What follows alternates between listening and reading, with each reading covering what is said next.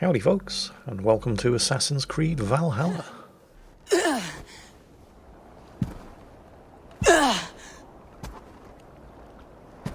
How long have you been chasing me, Wolf-Kissed? 17 winters? 18? Do I now haunt your dreams? Do I warm your loins?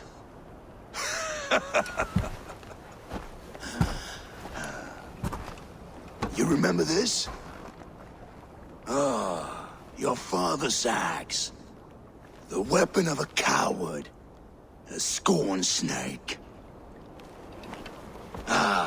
Few things would please me more than to kill with this blade. But I know you would defy me to the death, fighting for a glorious end. That I will not allow. You will live your final days enthralled as a slave. Humiliated. Your death will be a lonely one. Kill the rest of our crew! Make them suffer! Abel Wolf-Kissed is no more! That name is dead to this world! You will be worth your weight in silver. In case you're thinking to yourself, that seems like an awful lot of backstory packed into half a minute of game, there was actually around about 20 minutes of game prior to this point, detailing all of the events that Kjotve the bastard there just expanded in 30 seconds of exposition. And rather than make you watch all of it, and since he's just explained it anyway, I've skipped ahead to where things start getting interesting. We can tack north, then cut west.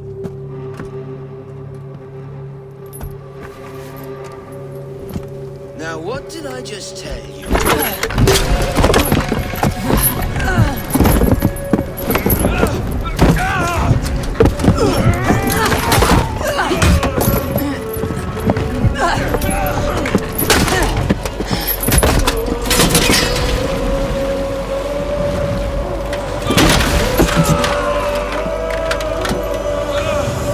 Kjotve will skin you alive! You will never leave this!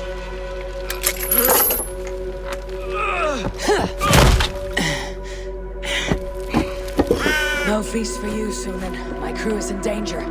You must be my eyes. So let's get the important thing out of the way right at the start. Is this a good game? Yes. Yes it is. This is a very good game.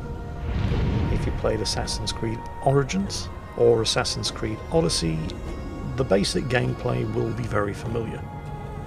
Although there are differences, the combat seems to be quite harder in Assassin's Creed Valhalla, regardless of the difficulty settings that you're playing it on. But the basics are pretty much exactly what you've come to expect through the previous games in the series. There are substantial differences. One of them, and it's not really that much of a difference, is in your choice of main character. As in Assassin's Creed Odyssey, you get to choose either a male or a female version of Eivor, who is the character that you play throughout the game.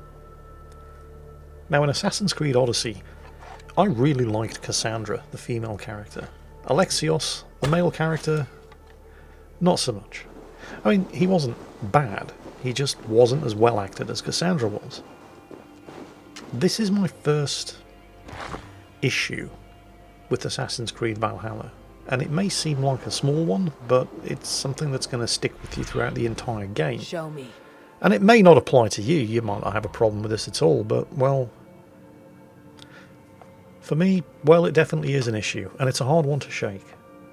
You see, my problem is that the character that you play, Eivor, whether you play as the male or female version of Eivor. Oh, and by the way, another minor difference here in Assassin's Creed Valhalla, yes, you can choose a male or female character. They're both called Eivor.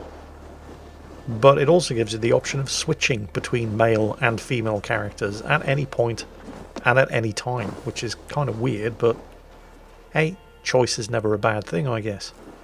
My issue is that regardless of which character you pick, they're both a bit of a dick. Stupid, ignorant, and arrogant. And that's a terrible combination. And that was kind of my problem with Alexios in Assassin's Creed Odyssey. He was just a bit of a dick. He had nothing like the charisma that Cassandra had, which is what made playing Assassin's Creed Odyssey as Cassandra such a joy. Unfortunately, here in Valhalla, both versions of the main character are exactly the same. You just play them with either a male or a female skin. So both versions are a bit of a dick. It's like being forced to play Assassin's Creed Odyssey as Alexios all the way through. Not a massive impediment, but annoying all the same. I never really felt like I related to the character in Valhalla in a way that I did in Odyssey, purely because Cassandra was such a great character. Now, this might not be such an issue for you, and if that's the case, then feel free to just ignore everything that I've just said. But if one of the major selling points of Assassin's Creed Odyssey for you was the great character of Cassandra that you got to play, yeah, this might be a problem. It's by no means a deal breaker. I mean, Valhalla is still a very, very good game. But I felt it was worth mentioning, because people care about this sort of thing. Within an hour of starting this game, I was very forcibly reminded. There's a German TV show on Netflix. It's called Barbarians. I don't know if you've watched it, but it tells the story of the German tribes under Roman occupation and their fight against Roman rule. The very first episode, the main character is a female. She's the daughter of not the chief, but the advisor to the chief of a German tribe. And the Romans decide they're going to start levying taxes, which breaks the treaty that they had with the German tribes. But, well, you know, they're the Romans, what are you going to do? So they turn up to collect the tribute, and they decide, because they're arseholes, that they're going to make the chief get on his knees and kiss their eagle standard.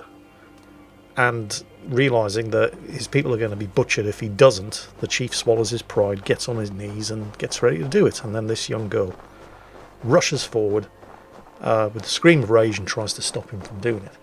At which point one of the Roman soldiers on horseback grabs a hold of her, drags her by the hair and starts dragging her off. Her little brother, seeing his sister being attacked, runs forward, tries to grab onto the Roman soldier, who whips out his gladius and smashes the kid's brains in with the pommel of his sword. The poor kid's left brain damage for the rest of his life. The chief ends up having to bend the knee and kiss the eagle standard. Anyway, this is all her fault. She acts as if it's the chief's fault. Right? It's all the chief's fault. If he hadn't been such a coward, it would never have happened. When in fact, the chief was doing the brave thing, swallowing his pride for the sake of his people. That's the kind of character that Eivor is in Assassin's Creed Valhalla. Everything that he, or she, depending on which version of the character you're playing, everything that they do is predicated on satisfying their needs. And if anybody has a problem with that, if anybody thinks that what Eivor is doing is perhaps not the best way to go about it, well then they're stupid, or they're a coward, or they're just ignorant, or whatever. Eivor never seems to be able to accept that maybe, just maybe, there's another way. And it's really difficult to empathise with a character like that. I mean, right now, the reason that Eivor's crew have been captured and she had been taken prisoner was because she set out to raid Kjotve's lands against the express orders of her king. Her king doesn't have the forces to go up against Kjotve directly, so he's trying to bide his time and build alliances, all of which Eivor is directly undermining by disobeying her king's orders and potentially provoking Kjotve into war when her tribe isn't ready for it. And she's not stupid. She knows this. She just doesn't give a shit.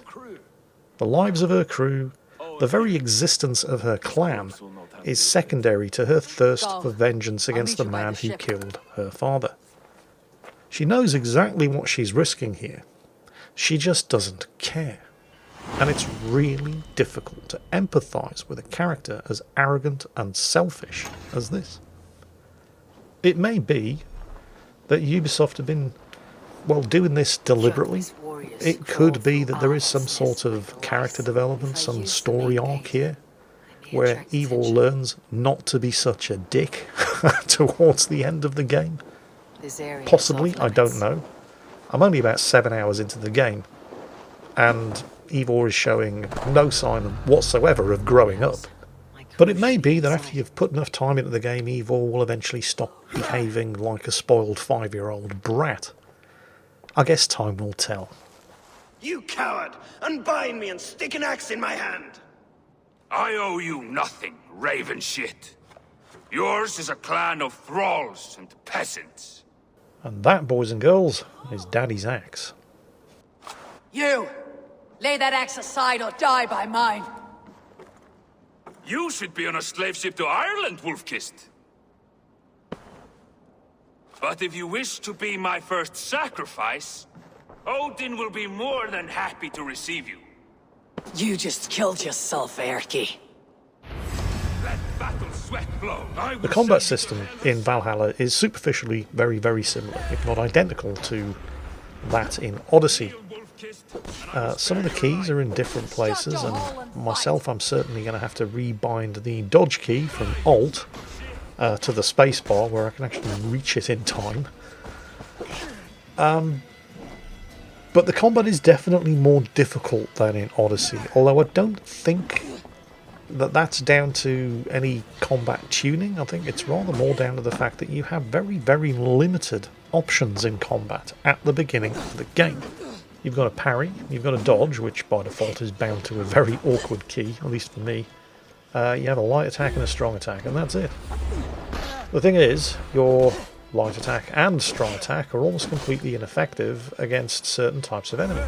If, for example, you're using a one-handed weapon and a shield, you're basically going to get owned by anybody with a spear until you unlock the relevant attack that makes it easy to deal with somebody who has a spear. And that probably isn't going to happen for a very, very long time.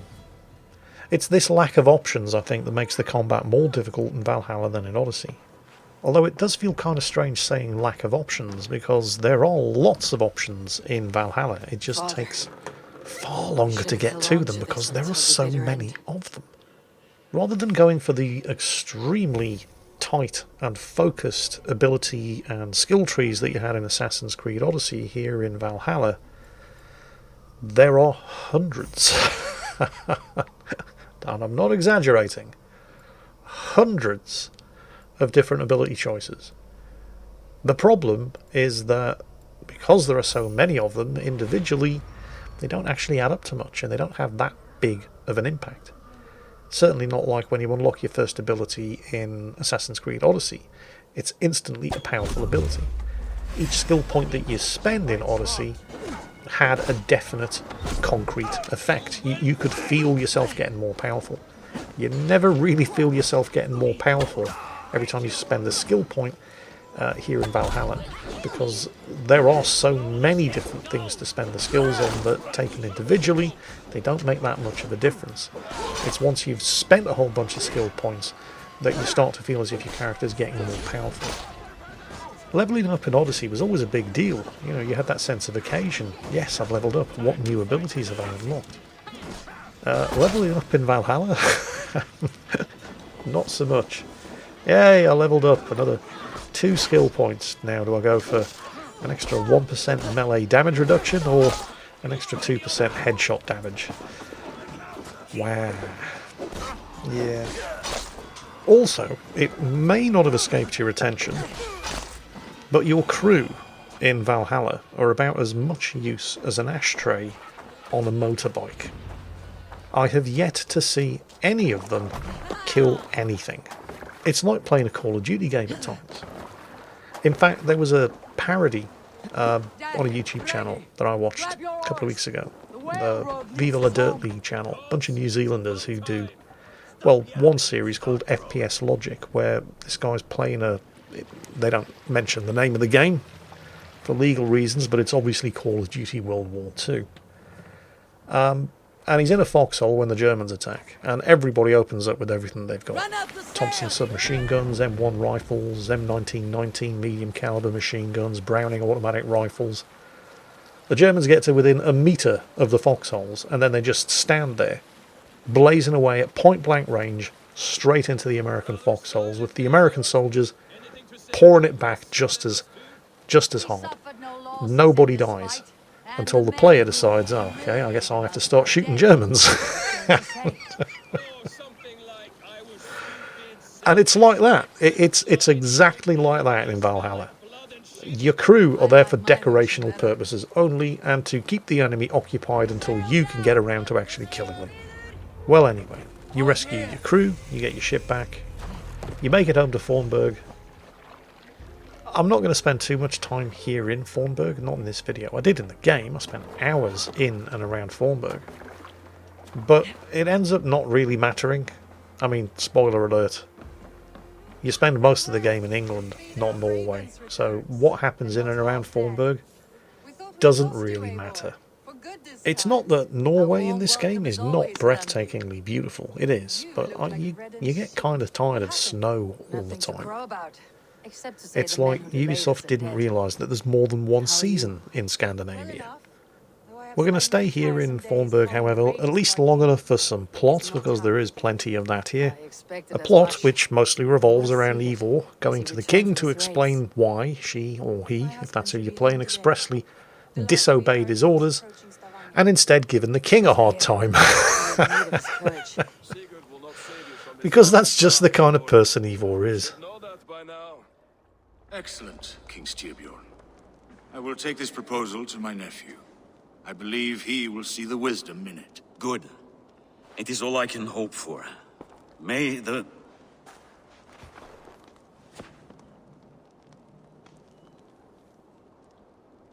winds favor your voyage, Guthormer.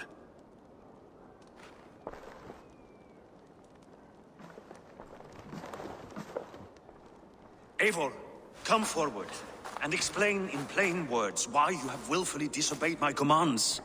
Do you mock me? I do not mock you, King. I mean to embolden you against your enemies and your own poor judgment.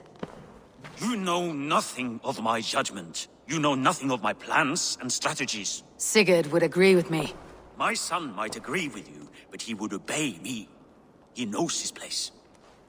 Not as well as he knows his father. Imagine you are harassed by an enemy with warriors that vastly outnumber your own. What profit does open war bring? Would it not be better to work quietly through diplomacy, gaining alliances?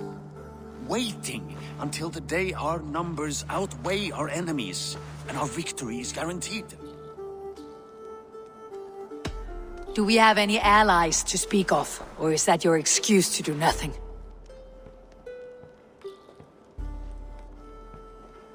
Your confidence blinds you to so much in plain sight, Eivor. Day and night I toil to forge ties with clans to the north. Very soon you will see the fruits of my efforts. Only then will you understand. Is that all? I'm at a loss with you, Eivor. When I took you in as my own, never did I imagine such disrespect from the child of Varin. Your father was a fine man. Just and loyal to me, he died bravely so that we might live. He died a coward, Lord. A fate I will not mirror. Why do you carry such a useless burden? Let it go! Think only of the days to come, of your future and the victories at hand. My honor has been stained. Until it's wiped clean, I want nothing else.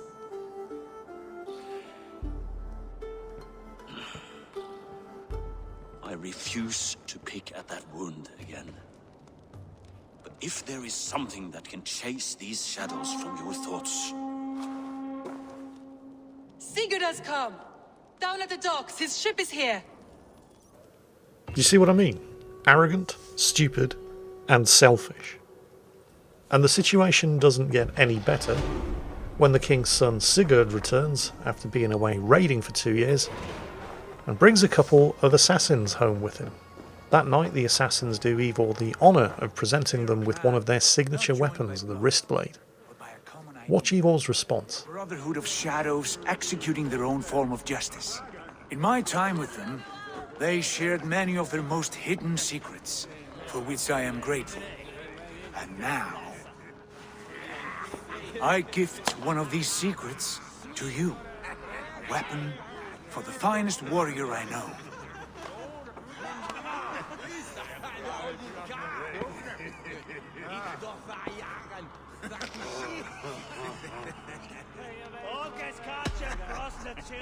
Beautiful craftsmanship.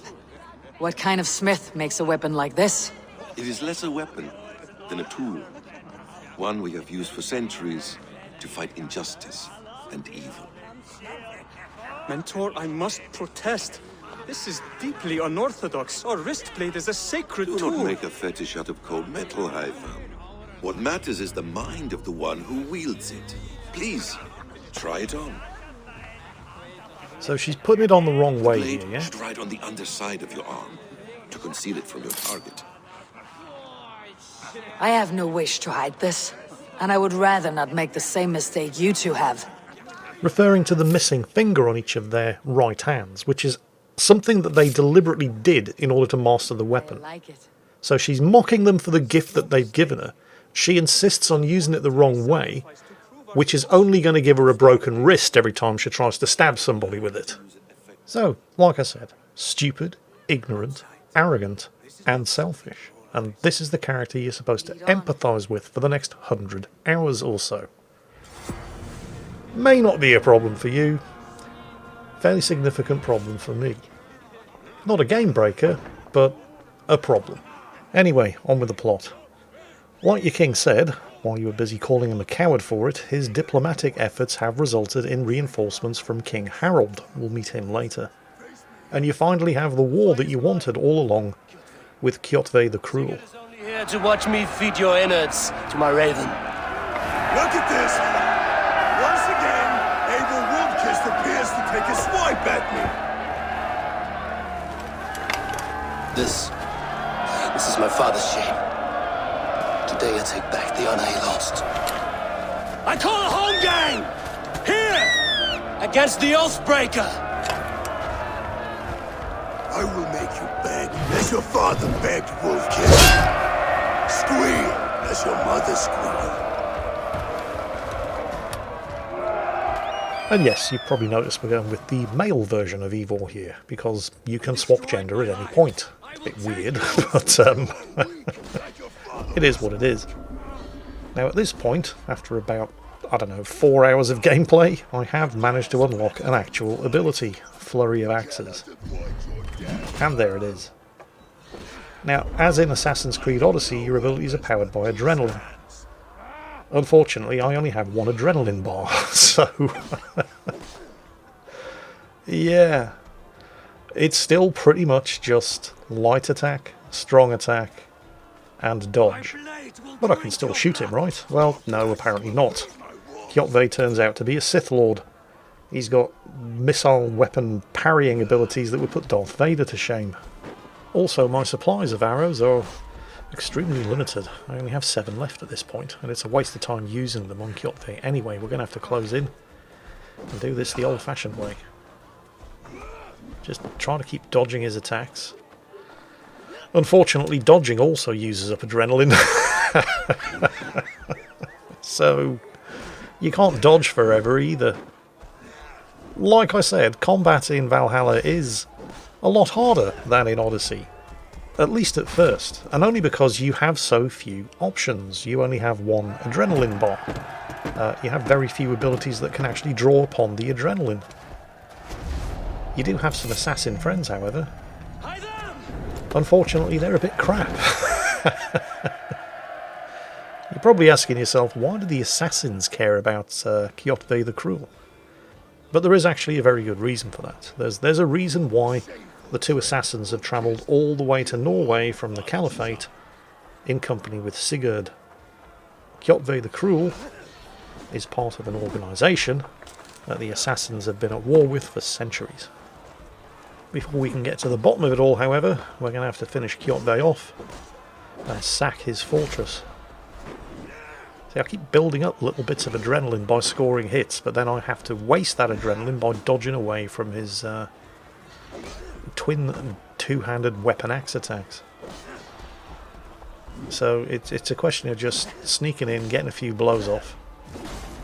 Oh, we've got him on the ropes now. I've accumulated a full adrenaline bar. I use the Flurry of Axes ability, and Kjotve is down. Again, in the interests of keeping the plot moving along, I'm going to skip ahead to the meeting with King Harald, without whose loan of troops we would never have been able to take down Kjotve's clan. Harald's a smart bugger. He's a young king, but he knows a thing or two. He's been building alliances, and he's been building alliances for the same reason as Sigurd's father. He wants an end to war in Norway. Many of you knew my father, Halfdan the Black. A great man who achieved great things. They buried Halfdan's leg near our temple. The crops have never grown taller. They buried his arse near ours, and we get nothing but a muddy river. I dream of something greater. A vast kingdom of warriors in numbers the world has never seen. United under one king, one rule. Too much blood has been spilled fighting one another. Today, we unify. And turn our blades outward to conquer new lands. And who better to lead us to glory than me? I was blooded before the age of 10, and I led the greatest army Norway has ever seen. But they say a wise king seeks honest counsel, so I ask, who among you rejects this new arrangement? I am not your enemy, King Harald, but I will not be your subject. Tomorrow we sail for greener shores, and so my kingdom is yours. This saddens me, noble Hjor. And does your wife agree? Is she not tired of limping ever westward? My husband and I are as one in this, Lord. We do not limp together, we fly. I'm sad to lose a woman of your spirit, Ljuvina. But I hold no grudge. May the fates grant you good luck.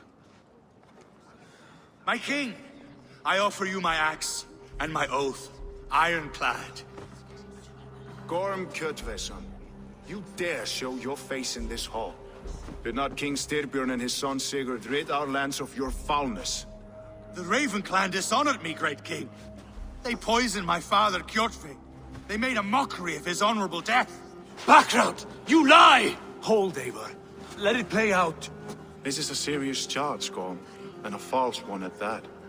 My uncle saw your father die. Eivor Wolf-Kissed, you are Kjotve's slayer. This man has slandered your clan. What shall I do with him?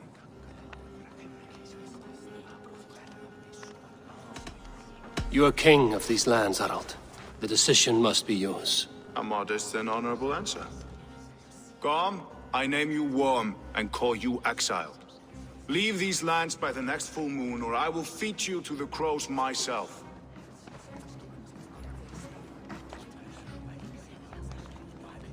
King Harald, may I speak? The floor is yours, King Styrbjorn. My people have held our land since the days when Odin himself walked among us. My kingdom is humble, but we have paid for it in blood. Our victory over Kjotve is proof that we will not lay down without a fight. All here have buried friends, brothers and sisters, sons and daughters. And I, for one, have had my fill of death. Let those who seek war look beyond our shores. If King Harald brings peace, then I am happy to bend my knee to him. What? What in hell's name are you doing, father? Securing a lasting peace, Sigurd. Our days of fighting are finished. You said nothing of this to me. Not a word. And I will not yield a title that should be mine by right. Then war will continue. Men will die, villages will burn, you foolish boy. This is our only way towards true peace. You will die a thrall, you drink-addled cow. Alone and toothless in a bed of straw. This latest plot development and Sigurd and Evil's reaction to it, it was mind-bogglingly stupid. I mean, you can kind of understand Sigurd's initial reaction. This came out of nowhere, completely surprised him. He had expected that he was going to be king in Fornburg one day. and now at best all he can hope to be is a Jarl. So you can understand his initial reaction, but just look again at what it is that King Harald is doing here. He's unifying the different clans of Norway. He's not saying you can't fight. He's saying you can't fight each other. If you wish to fight, if you want to go plundering riches and earning glory, then do it outside of Norway. Sail west. With me as king around here, there will be no more bloodshed and fighting in Norway. The Norwegian clans must unite under my rule, but I understand that pillaging and raiding is in your blood. He's not saying that they can't do that, he's just saying they can't do it to each other from this moment on. Instead, sail west. Do all the pillaging and raiding in England that you want. So everybody gets what they want, literally. People like Sigurd's father get peace in Norway at last. Harald gets a unified Norway under his rule. And hotheads like Eivor and Sigurd can sail west and do all of the raiding and pillaging and glory hunting that they want. Everybody should be happy, yes? You'd think so, wouldn't you? But, well, we haven't taken into account just how mind-bogglingly stupid Eivor and Sigurd are. Because the first thing that they do when they hear this news from King Harald is decide, fuck you, I won't do what you tell me. And so they have a secret meeting because they wouldn't want King Harald to find out that they were planning to do exactly what it was that King Harald said he wanted everybody to do. I'm not making this up, okay? A secret meeting to plot sailing west in order to raid and pillage England, which they seem to think is directly against Harald's wishes, because the two of them are a pair of morons. 2 days ago, we rid this land of Kjotve and his dogs. Yet today, we do not celebrate. Today we cower under a cloud of fear. But it need not be like this. We are not the heel-trodden subjects of a boy king. We are the Raven clan. Our destiny is our own. Did you know about your father's oath to Harald? I did not. And for that my anger burns hotter than any man's here. But I will not let that drive me into despair. We cannot stay in Norway. Not under Harald's boot. Not without fueling more war. So we push forward to newer lands. To England. And there make a new home. A kingdom of our own. The sons of Ragnar Lothbrok have been in England 8 winters already. Is there any land left for a clan of our size? More than enough, wife. Of the 4 kingdoms of England, only one is truly pacified. I have no desire to wear Harald's leash. I like this idea. A saga for the ages, I agree. It will take time and resources to build ourselves a new home, but the riches taken from Kjotve's raid would suffice. No. That belongs to my father, as a fair compensation. In England, we must start anew. You would start us with nothing? In a land we do not know? Among people who hate us? Kjotve's riches would go some way to easing our passage, Sigurd. I bested him. It is within my rights to claim his goods. Our leaving must not be an assault on my father. It is a time of renewal for us. Okay, leave him the cash. If you object, I understand. Let your father keep Kjotve's riches. England will have riches and cargo enough for us. Good. I did not want this cloud hanging over us. It is a wise leader who considers the need of others. To England then, before the day is out. Pack what you need, but no more than that. And tighten your lips. The last thing we need is the attention of Harald's troops. Yeah, because it wouldn't do for King Harald to find out that you're all secretly plotting to do exactly what it was that he said he wanted everybody to do in the first place. That would never do. How much did you hear? These guys are fucking idiots. You see why I have such a problem with these characters. Now, if you thought that was stupid, and it was, you're not going to believe what happens next. And I'm going to let it play out with no editing whatsoever, no secret cuts, just so you can have the same appreciation as I had for just how mind-bogglingly stupid this is. So the next day, you're all getting ready to set sail for England. Only you have to do it quietly, of course, because you wouldn't want King Harold to find out that you were following his instructions to the letter. That would never do. So we have to speak to Sigurd at the docks. Fair enough. It's only 100 metres or so away. We should be there momentarily. Now, I haven't done anything since the secret meeting. I sat through a loading screen and now I'm heading down to the docks. I certainly didn't go wandering around at night, randomly killing Harold's guards. Right, you've seen the video, uncut, unedited. This is exactly what happened. Now watch this. Eivor, the wind favors us. We should set sail without delay. You made quick work of packing. Well done. The dream of new lands is a powerful lure. As is the promise of glory. But the act of leaving so beloved a home, there's a sadness to it. Having doubts? No, not at all. The die is cast. Then let fate guide our journey. Are you ready? I'm ready. Let us take to the water and leave unbothered while we have the chance. That chance is past. Look. Fate flies on swifter wings than we. King Harold's banner. Yeah, King Harold's caught you right in the act of doing exactly what it was he said you should do if you were unwilling to accept his rule. Heads will roll for this. Sigurd, what is this assembly? What are you planning? An exit, father. As graceful as I can. For if I cannot be king in the land of my birth, I will start a new saga. In England. Nonsense. Your place is here, son, at my side. There will be other victories soon. Other glories. My choice is made, father. Do not hope otherwise. Styrbjorn Jarl. Our men were killed as we patrolled nearby. And the word is, Eivor swung the axe. No, I didn't. You all saw me. I came straight here from the meeting. Their deaths, wolf-kissed.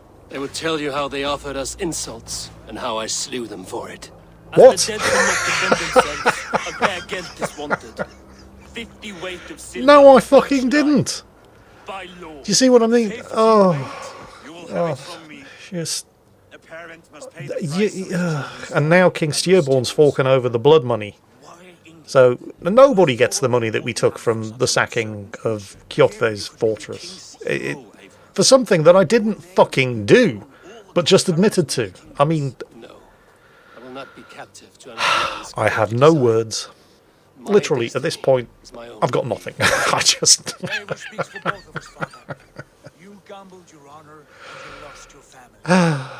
Can we go to England now, please? I hope so. Not just because I'm English. I mean, the English are going to get a damn good raping and pillaging when we get over there. But I'm 5 hours into the game, and it hasn't actually started yet. This is all still pretty much just the tutorial level, in the same way that Assassin's Creed Odyssey didn't really start until you got off the island of Kefalonia. Assassin's Creed Valhalla doesn't really start until you leave Norway and arrive in England. But we have finally reached that point. Yes, we're such rebels, stealing away from Norway, heading for England, directly following the instructions of King Harold. Oh, that'll teach him. I know. This game is painfully stupid at times, but it is a good game. I realise I have probably been more than a little critical of certain elements of the game. Ooh, for the best part of the last 40 minutes. But it is a good game. And I have enjoyed playing it, even if at times like this I've been banging my head into my keyboard in frustration at the sheer stupidity of it all. But it is a good game. And things do get substantially better as soon as you get to England. In fact, just about as soon as we do arrive in England, you could be forgiven for thinking you were playing the Warlords of Draenor expansion to World of Warcraft. Now, whether you think that's a good thing or a bad thing is going to depend on what you think of World of Warcraft. But, well, I'm venturing into spoiler territory here. All of that and more will be coming up in the next episode, when after a week of crossing the North Sea in one of these tiny little longboats, Eivor and Sigurd are going to arrive on the next stage of their journey. In the meantime, I hope you've enjoyed this one. And as always, take care, stay safe, and I'll catch you next time.